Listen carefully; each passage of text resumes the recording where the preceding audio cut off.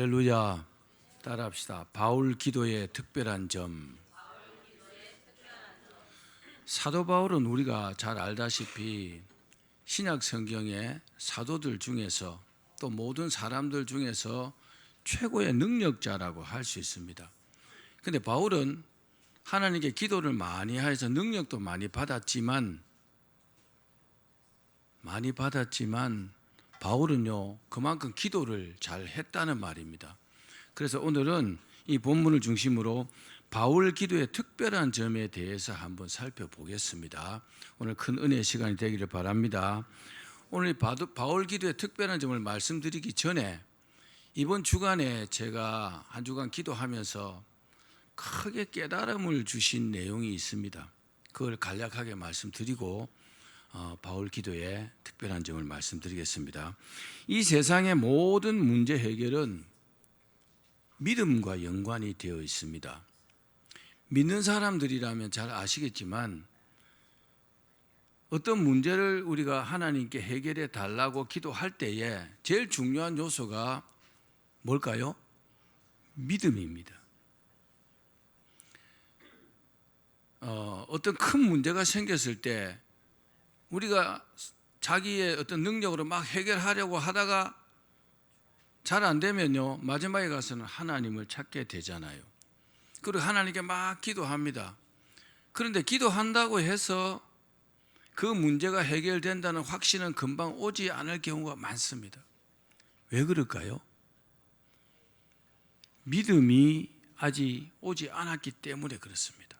그래서 이 문제를 놓고 간절히 하나님께 기도하고 또 기도하고 또 기도하면요, 신기한 일이 생깁니다. 무슨 일요? 그 큰 문제가, 그 산 같은 문제가 해결된다는 확신이요, 내 마음속에 확 들어오는 겁니다. 그러면요, 그 일이 있고 나면은 계속 기도하겠죠? 그러면 하나님께서요, 어떤 사인을 주십니다. 이렇게 해라, 저렇게 해라. 그러면요, 실제로 그렇게 행동을 하게 되면 문제가 해결이 되게 됩니다. 제가 실제로 겪었던 이 내용과 아주 유사한 연관된 내용을 말씀을 드릴게요. 여러분들이 잘 알다시피 저는 과거에 부산에서 제조업하다가 하나님 말씀을 부르는데 내가 그 말씀을 안 듣다가 공장이 쫄딱 망했잖아요.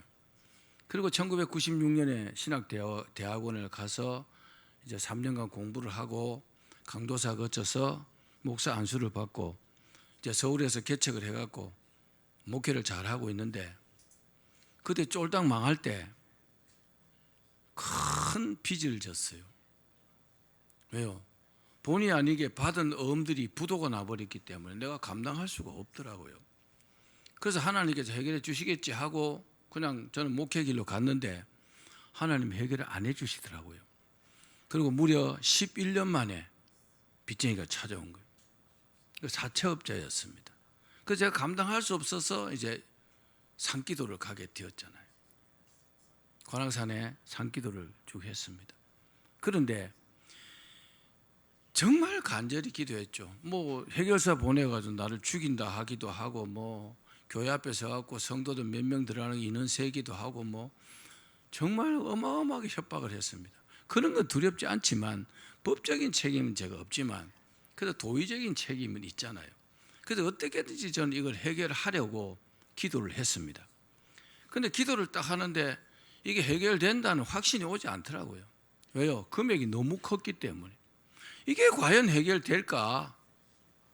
확신이 오지 않더라고요. 그런데 그 산 꼭대기 가면 밤 12시예요. 새벽 4시까지 막 기도했는데 어느 순간에 한 100번 넘게 했을 겁니다. 100일 넘게 기도했을 때 이 문제가 해결된다는 믿음이 확 들어오더라고요. 할렐루야. 정말 목에 피가 나도록요, 목이 터져라고 기도했죠. 그렇게 확신이 딱 들어오고 난 다음에 신기한 일이 일어났어요. 어떻게 해요? 그 채권자가 엄청나게 어려운 일이 생긴 겁니다. 안 그래도 자기가 어려운데 크게 어려운 일이 생겨요. 생겼습니다. 그래서 아주 다급한 일이 생겼어요. 어떻게 해요? 작은 돈이라도 이제 꼭 있어야 될 그런 상황이 된 거죠. 그래서 저보고 전화가 와갖고 3천만 원 지금 안 해주면은 가서 죽이겠다 이러더라고요. 그럼 죽어도 없는 3천만 원 어떻게 줍니까? 그죠? 개척교회는 목사가 그때 뭐 30만 원도 갖고 50만 원도 갖고 이렇게 갚을 때였는데, 그래서 제가 이게 탁 마음에 이게 하나님께서 주신 기회구나 이런 마음이 오더라고요. 여러분, 위기는 기회를 동반합니다. 그래서 제가 기도하고 딱 제의를 했어요. 뭐라고 했냐면, 좋습니다. 그러면 제가 있는 돈 없는 돈 다 긁어갖고 1,500만 원 만들어 드리겠습니다. 그랬어요. 말도 안 되는 소리 하지 마라고 그러더라고요. 말이 되든지 안 되든지 제가 며칠까지 1,500만 원 만들어 드릴 테니까 그 대신 조건이 있습니다. 그랬어요. 뭐냐고 그러더니 나머지 돈을 탕감해 달라 그랬어요. 이 사람이 벌쩍 뛰더라고요. 뭐 돈은 뭐 1,500만 원하고 비교가 안 될 만큼 어마어마한 돈이니까. 근데 이분이 그 집이 이제 경매로 넘어가게 되어가고 자기 집이 1,500만 원 그 돈이라도 있으면 막을 수 있게 딱 상황이 그렇게 됐더라고요. 그래갖고 자기가 어쩔 수 없이 오케이를 한 겁니다. 제가 법적인 책임은 없었지만은 뭐 하도 뭐 죽인다고 그래갖고 제가 요 각서를 다시 써줬어요. 그 부채가 다시 이제 부활한 거죠. 7년 지나서 없어졌는데 저는 뭐 하나님 믿고 그냥 써줬어요. 그리고 금요일 날 제가 아침에 비행기 타고 김해공항에 만나가지고 그 1,500만 원 주고 자기 각서 쓴 거 받고 나중에 부도난 거는 이제 우편으로 자기가 보내주더라고요. 그래갖고 깨끗이 해결된 적이 있습니다. 여러분, 회당장 야이로의 딸이 죽었을 때 예수님께서 막 걱정하는 야이로에게 뭐라고 했어요? 두려워 말고 뭐라고요? 믿기만 하라. 따라합시다. 두려워 말고 믿기만 하라. 믿기만 하면 주님께서 해결해 준다는 겁니다. 그럼 관건은 뭡니까? 우리의 믿음이라는 거죠. 우리의 믿음이 정말 단순한 믿음이 되어야 합니다. 이런저런 이유를 붙이지 말고 그냥 하나님께서 해결해 주실 줄로 확 믿어버리는 겁니다. 아멘. 나사로가 죽었을 때에 예수님께서 오셨어요. 죽은 지 4일이 지났습니다. 오셔가지고 이제 마리아와 마르다가 있었죠. 가니까 왜 주님 이제 오셨습니까? 하고 막 원망하는 투로 그렇게 말했어요. 그래서 주님께서 일부러 늦게 가신 겁니다. 죽어서 4일이 지나니까 썩어서 냄새가 난다 그랬어요. 이미 다 죽어버린 거죠. 그죠? 그런데 예수님께서 뭐라고 하셨느냐? 나는 부활이요 생명이니 나를 믿는 자는 죽어도 살겠고 무릇 살아서 나를 믿는 자는 영원히 죽지 아니하리니 이것을 네가 믿느냐? 마리아 보고 그랬어요. 이 사실을 네가 믿느냐? 여러분, 문제 해결이 되려면 믿어야 됩니다. 어떻게 하면 믿을 수 있을까요? 처음에 기도를 시작하면요 안 믿어져요. 그런데 기도를 계속하면요 점점 믿어집니다. 여러분, 교회 다니면 천국 갑니까? 교회만 다니면 천국 못 갑니다. 예수님 믿어야 되겠죠? 근데 사실 예수님이 믿어져야 됩니다. 내가 예수님 믿어져야 내 믿음을요 하나님께로부터 인정받는 겁니다. 그러니까 이 세상의 모든 문제 해결은 믿음과 연관이 있다는 것을 믿으십시오. 그럼 해결 안 될 일이 있을까요? 없어요. 문제는요 내가 기도를 얼마나 하느냐에 달렸습니다. 그러면 기도를 계속하면요 처음에 조금 믿어지다가 나중에는요 확 믿어집니다. 그럼 하나님께서요 아이디어를 탁 주세요. 아멘. 저도 지금까지 살면서 얼마나 많은 기도하고 응답을 많이 받고 그랬겠습니까? 근데 지난 주간에 이런 큰 은혜를 주시더라고요. 아하, 내가 단순하게 믿지 못해서 그랬구나. 그런 깨달음을 주시더라고요. 여러분 단순하게 믿읍시다. 그냥 하나님께서 해결해 주실 줄로 믿고 더 이상 토를 달지 말아야 합니다. 그게 안 되면요 더 기도하는 거죠. 그러면 반드시 여러분 응답받고 모든 문제가 해결될 줄 믿습니다. 자, 그러면 오늘 바울 기도의 특징에 대해서 말씀을 드리겠습니다. 오늘 본문은 이제 바울이 고린도 교회 교인들을 위해서 기도한 내용입니다. 방금 읽었던 본문이요. 이 기도에서 바울 기도의 특별한 점을 우리가 볼 수 있습니다. 특별한 점은 세 가지입니다. 첫 번째, 따라합시다. 누구를 위해서 기도하는가? 바울이 기도할 때요, 누구를 위해서 기도하는가가 분명했다는 겁니다. 여러분, 기도할 때 기도하는 것도 아니고 조는 것도 아니고 그렇게 기도하면 안 됩니다. 분명히 내가 누구를 위해서 기도하는가가 분명해야 됩니다. 바울은 그랬습니다. 사도 바울이 에베소 교회에 보낸 편지가 오늘 본문의 내용인데 이게요 옥중서신입니다. 옥에 있을 때 로마 감옥에 수감되어 있을 때 쓴 편지 형식의 글입니다. 바울은 이 로마 감옥에 약 2년 정도 죄인의 신분으로 수감되어 있었습니다. 지금 바울이요 재판을 기다리면서 감옥에 수감되어 있다고요. 자칫 재판이 잘못되면 죽을 수도 있는 겁니다. 로마 황제에게 재판받기 위해서 로마에 갔기 때문에 이런 상황에서 바울이 어떨까요? 당연히 자기 자신을 위해서 기도해야 되겠죠. 왜요? 이제 목숨이 달린 재판을 앞두고 있잖아요. 얼마나 절박하겠습니까? 그게 상식입니다. 그렇죠? 자기를 위해서 기도하는 게 상식이잖아요. 내가 지금 죽을지도 모르니까. 속담에 자신이 다급해서 다른 것에 신경 쓸 겨를이 없을 때 뭐라고 합니까? 내 코가 석자다. 그게 다른 데 신경 쓸 겨를이 없다는 겁니다. 바울이 지금요 그런 상황입니다. 바울 코가 석자입니다. 로마 황제 앞에서 재판을 받아야 될 아주 중요한 때입니다. 이런 상황에서 자기를 위해서 기도하지 다른 사람을 위해서 기도할 수 있을까요? 여러분 어때요? 여러분들이 아주 다급한 상황이 있을 때 자기 기도가 나올까요? 남의 기도가 나올까요? 자기를 위해서 기도하겠죠.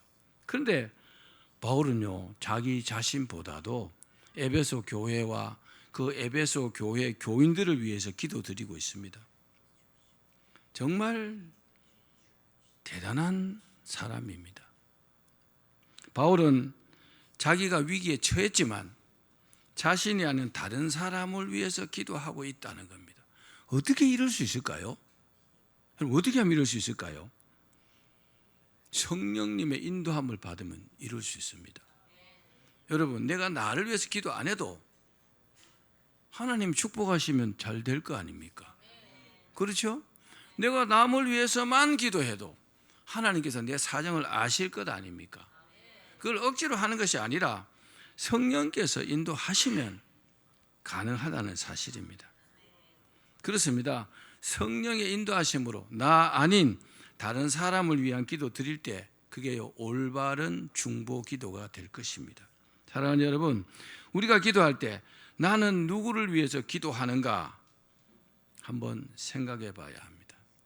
오직 나만을 위해서, 나를 위해서만 기도하고 있지 않은가 한번 돌아봐야 됩니다. 그건요 굉장히 잘못하는 기도입니다. 나만을 위해서 기도하면 하나님께서 그 기도를 별로 기뻐하지 않습니다.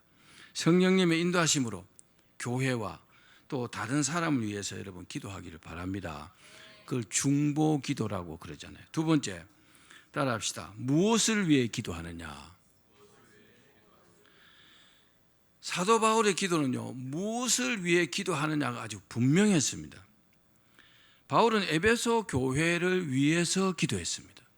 여러분, 교회를 위해서 기도하십니까? 교회가 잘 되는 것이요 여러분들이 잘 되는 겁니다.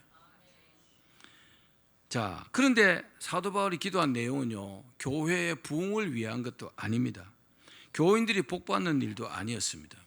어떻게 기도했을까요? 우리 3장 16절 같이 읽어봅시다. 시작.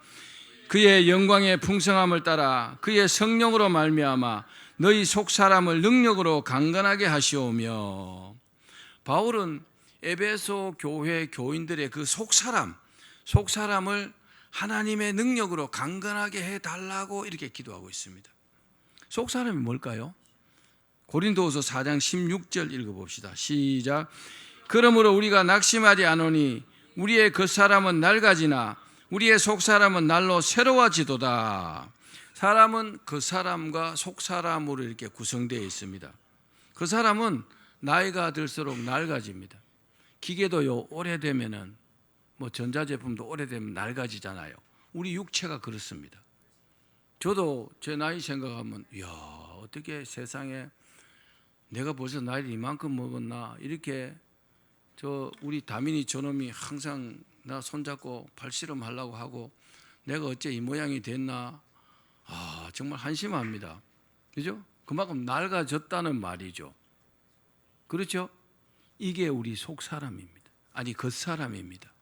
그 사람은 나이가 들게 되면요, 약해지고 또 점점점 힘이 없게 됩니다. 이게 우리 겉사람입니다. 반대로 속사람은 어떻게 해요? 나이가 들면 점점 믿는 사람들은 어떻게 될까요? 새로워집니다. 그게 정상입니다. 믿음 생활을 오래 했으면 그 신앙 연조에 따라서, 연륜에 따라서요, 그 속사람이요 점점 강건해진다는 겁니다. 왜요? 많은 기도와 말씀으로 말미암아. 정말 엉터리 같은 사람이, 다시 말씀드리면, 사람이 되어가는 거죠. 아멘. 제가 기찬이 지난주에 그 군대 간다고 상담할 때 아주 쓴소리를 많이 했습니다. 기찬아, 너는 군대 그냥 갔다 오면 안 된다. 지금보다 훨씬 더 훌륭한 사람이 돼서 돌아와야 된다. 다시 말하면 사람이 좀 돼서 돌아와야 된다. 그러니까 막 듣기 싫어가지고 막 고개 푹 숙여 있더라고요. 나중에 예배 다 드리고 나보고 목사님 감사합니다 그러면서 진심으로요 고맙다고 그러더라고요. 여러분의 속사람이 정말 예수 믿고 거듭난 그 속사람이 강건해지기를 바랍니다. 우리의 신앙생활도 그 사람이 아무리 대단해 보여도 속사람이 강건하지 못하면 어때요? 세상 풍파와 마귀의 시험을 이길 수 없어요. 아무리 큰 소리 쳐도 속사람이 강건하지 못하면 어떻게 보면 수수깡 같은 사람입니다. 좀 어떤 고난이나 그런 어려움이 오면 그냥 쓰러지고 넘어진단 말입니다. 그러나 속사람이 강건한 사람은요, 어떤 고난과 어려움이 와도 넘어지지 않습니다. 오뚜기처럼요, 넘어졌다가 금방 또 일어납니다. 왜요? 속사람이 강건하기 때문에 그렇습니다. 그 사람과 속사람이 형통하게 되는 비결은 그 사람도 물론 운동하고 좀 건강기능식품도 먹고 이렇게 애를 써야 되지만 사실은요, 속사람이 먼저라는 것을 기억하십시오.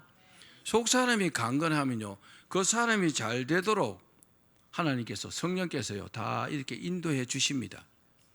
사도 바울은요, 이 에베소 교회 교인들의 속사람의 강건함을 위해서 지금 기도하고 있다는 사실입니다. 삼국지를 보면 유비와 장비와 관우가 다 죽고 이제 총나라가 유비의 그 아들 유선이 황제가 되었을 때에 유선이 조금 모자라요. 나이도 어리고. 그래서 제갈량이 그 총나라를 거의 이제 주도해 나갑니다. 근데 이제 그 제갈량은 유비의 그 유훈에 따라서 저 위나라를 정복하고 삼국 통일하기를 그렇게 바라는 그런 어떤 유언을 남기고 갔거든요. 그래서 제갈량이 총나라를요 6번 쳐들어갑니다. 10만 대군, 20만 대군을 이끌고 말입니다. 그런데 싸움하면, 전쟁이라면, 전투이라면요 제갈량을 이길 사람이 없어요. 정말 전쟁의 귀재입니다. 그런데 그 제갈량이 6번 위나라를 쳐들어왔을 때 다 물리친 사람이 있습니다. 누굴까요? 사마이입니다. 사마이. 잘 아시죠?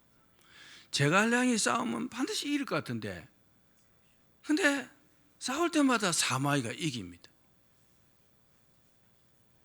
여러분 제갈량이나 사마이 이야기를 뭐라 합니까? 그러지만요, 제가 꼭 필요하기 때문에 합니다. 근데 그 대단한 제갈량 이긴 사람이 사마이인데, 제갈량이 위나라를 쳐들어올 때마다 사마이가 다 읽고 있는 겁니다. 지금 제갈량의 상황이 어떠하고 총나라의 상황이 어떠하고 이런 걸 다 알고 있어요. 같이 맞닥뜨리고 있으면서요, 사마이가 희한한 방법으로 그 전쟁을 이깁니다. 사마이의 가장 큰 장점이 뭐냐? 양보하고 인내가 정말 대단합니다. 그리고요, 정세를 정확하게 판단하는 능력이 있습니다. 사마이가요.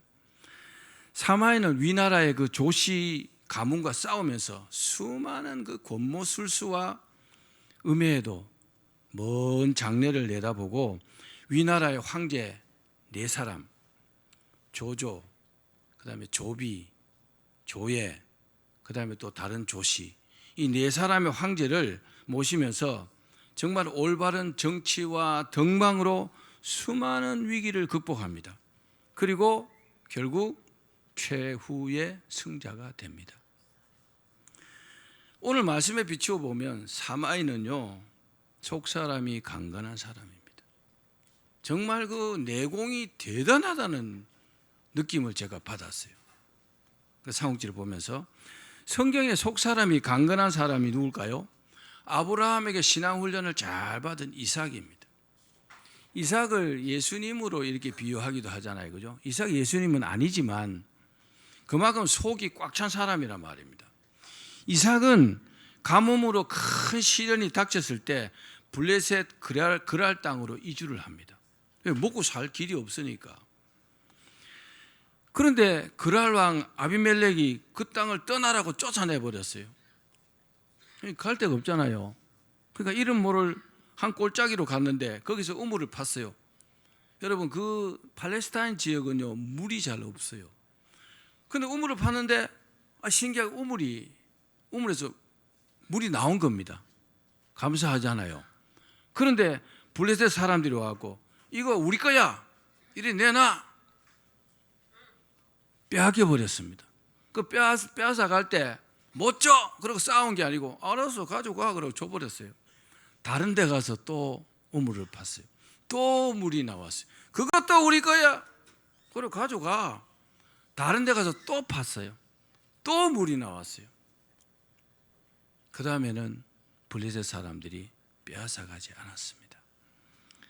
그런데 이삭은요, 이렇게 큰 인생의 풍파를 겪으면서도 창세기를 읽어보면요, 한 번도 원망하거나 불평하지 않았다는 사실입니다. 여러분, 대단하지 않습니까? 여러분, 저는 지금 욥기를 읽고 있는데, 욥기를 읽어보면 정말 대단한 사람이 욥 아닙니까? 그런 고난을 당하면서도 하나님을 원망하지 않았잖아요. 대단하죠? 정말 대단한 믿음이라고 저는 생각합니다. 누구를 탓하거나 이삭이요, 하나님께 따지지 않았습니다. 하나님께 따질만 합니다. 하나님께서 복 주신다 해놓고 왜 이런 고생을 시킵니까? 그럴 수 있잖아요. 그런데 그러지 않았습니다. 묵묵히 견디고 이겨냈습니다. 어떻게 됐어요? 결국 이삭이 승리했습니다. 농사를 지었는데 그의 100배를 얻었고 마침내 거부가 되었더라. 그 당시에는 부자 되는 게 최고 복이잖아요. 이유가 뭘까요? 이삭은 하나님을 믿었습니다.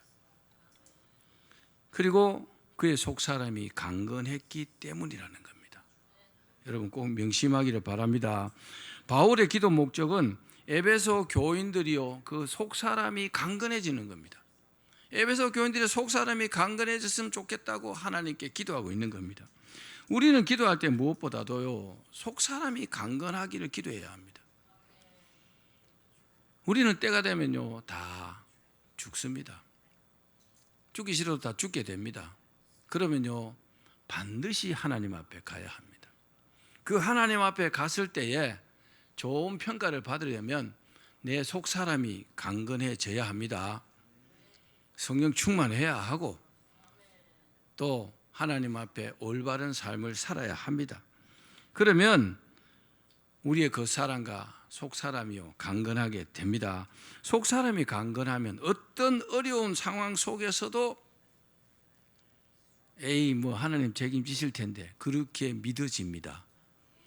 제가 한 가지만 더 말씀드리면, 제가 신대원 갈 때에 하나님 나 부르시는데 집사람하고 나하고 기도해보고 하나님 불렀다는 확증을 제가 받았어요. 그래 하나님 제가 가겠습니다. 그런데 조건이 있습니다. 그랬어요. 무슨 조건요? 저는 그때 사업하다 망해가고 돈이 하나도 없어요. 아이들 학원도 못 보냈어요. 하나님 제가 신대원 가는데 뭐 입학금이네 뭐 등록금 6번 내야 되잖아요. 등록금을 안 주신다든지 그렇게 하면 저는 하나님 뜻이 아닌 줄 알고 바로 저는 사업하러 갑니다. 진짜로 그렇게 기도했어요. 어떻게 됐을까요? 저는 작은 교회 그때 전도사로 있었어요. 신대원에 합격했는데 사람들이 막 봉투를 주더라고요.